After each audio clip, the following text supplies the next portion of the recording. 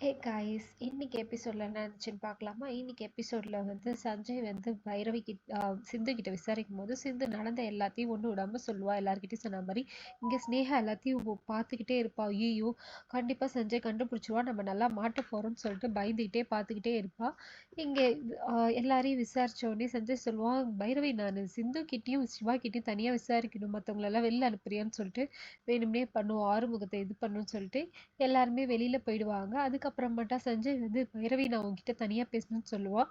அப்ப வந்து ஆறுமுகம் நினைப்பான், இவனா லூசா, சிந்து கிட்ட பாதிக்கப்பட்டது சிந்து, சிந்து கிட்ட தனியா பேசாம பைரவி கிட்ட பேசணும்னு சொல்றான்னு சொல்லிட்டு பைரவி கிட்ட போயிட்டு சொல்லுவான், இது யாரும் வேணும்னே பிளான் பண்ணி தான் பண்ணியிருக்காங்க, கொடைக்கானல்ல இருந்தவங்க எல்லாம் பண்ணல, இங்க இருக்கிறவங்க தான் யாரோ பண்ணியிருக்காங்க, இங்கேருந்து கேம்புக்கு போன எல்லாரையும் விசாரிச்சா தெரிஞ்சிரும் பைரவி சொல்லிட்டு சொல்லுவான்.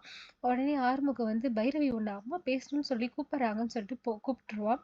உடனே சஞ்சய் வந்து ஆறுமுகத்தை வந்து, உனக்கு வேற வேலையே இல்லையா, உனக்கு என்ன இன்னைக்கு வயல்வெளியில எதுவும் வேலை இல்லையா, எதுக்கு நீ இங்க இருக்கிறன்னு சொல்லிட்டு ரெண்டு பேரும் பயங்கரமா முட்டிப்பாங்க. ஆறுமுகம் சட்டையை பிடிச்சோடனே இப்படியெல்லாம் பண்ணினாக்கா அவனோட ட்ரெஸ்ஸை கட்டி இழுத்துன்னு போயிடுவேன்னு சொன்னோடனே ரெண்டு பேரும் முட்டிக்கிட்டு அதோட இங்க வந்து இதுவாயிடும்.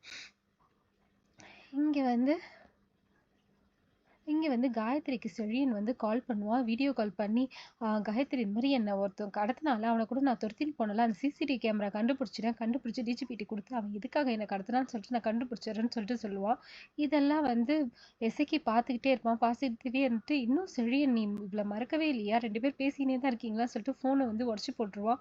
திரும்ப அந்த காயத்ரி ஃபோனை பார்த்தோன்னே ரொம்ப அழுவா, யாரோ இது பண்ணியிருக்காங்கன்னு சொல்லிட்டு. இங்கே இருந்து சிந்துவை வந்து ஹாஸ்பிட்டல்லேருந்து கூட்டின்னு வந்துடுவாங்க. கூட்டின்னு வந்துட்டு ஆர்த்தி எடுத்து கூட்டின்னு போவாங்க. சிவா தான் அவளை கைத்தாங்களா வந்து கூட்டிட்டு போவான். உடனே ஆறுமுகம் சொல்லுவான், பாவம் நல்லா போனாங்க, யார் கண்ணு பட்டுச்சோன்னே பைரவி சொல்லுவான், உன் கண்ணு தான் பட்டிருக்கும், நீ தான் வந்து அவங்கள பார்த்து பொறாமப்பட்டுக்கிட்டே இருந்தேன்னு சொல்லிட்டு திட்டி விட்டுருவா. இங்க வந்து சிந்து வந்து பத்திரமா பார்த்துக்கிறான் சிவா. இதெல்லாம் பார்த்து சிந்து வந்து, டாக்டர் இதுக்கு பேர் என்ன டாக்டர், எல்லாரும் என்னை விட்டுட்டு போனாங்க, ஆனா நீ மட்டும் என்னை விட்டு போகாம அந்த காட்டுல என்னை தேடிக்கிட்டே இருந்தல, அதுக்கு பேர் என்னன்னு சொல்லிட்டு கேட்டோடனே சிவா எனக்கு தெரியலையே, அதுதான் உண்மையான அன்புன்னு சொல்லிட்டு சொல்லுவான். இங்க வந்து சிவாவை பார்க்கறதுக்கு வந்து போலீஸ் இன்ஸ்பெக்டர் ஒருத்தர் வந்து வந்திருப்பாரு. அவர் வந்து எங்கள் அம்மாவை காப்பாற்றினதுக்கு ரொம்ப நன்றி, யாருமே ஓப்பன் ஹார்ட் சர்ஜரி இந்த வயசில் பண்ண மாட்டேன்னாங்க, ஆனால் நீங்கள் தான் பண்ணி காப்பாற்றுனீங்க, ஆனால் உங்கள் வீட்டில் ஒரு இதுக்கு நானே காரணம் ஆயிட்டேன்னு சொல்லிட்டு நடந்த எல்லாத்தையும் சொல்லுவார். பைரவி தான் வந்து கம்ப்ளைண்ட் கொடுத்தாங்க சொல்லிட்டு சொன்னோடனே சிவாவுக்கு ஒரே ஷாக் ஆகிடும். சிந்து தானே கம்ப்ளைண்ட் கொடுத்தாருன்னு நம்ம திட்டிகிட்டு இருக்கோம்னு சொல்லிட்டு மறுபடியும் கேட்பான், சிந்து கொடுத்ததா பைரவி கொடுத்ததா, பைரவி தான் கொடுத்தது, உங்கள் அம்மான்னு தெரியாமல் நாங்கள் இது பண்ணிட்டோம், கடைசியாக தான் தெரிஞ்சிச்சு, நீங்கள் எதுவும் நான் தப்பாக நினச்சிக்காதீங்கன்னு சொல்லுவான்.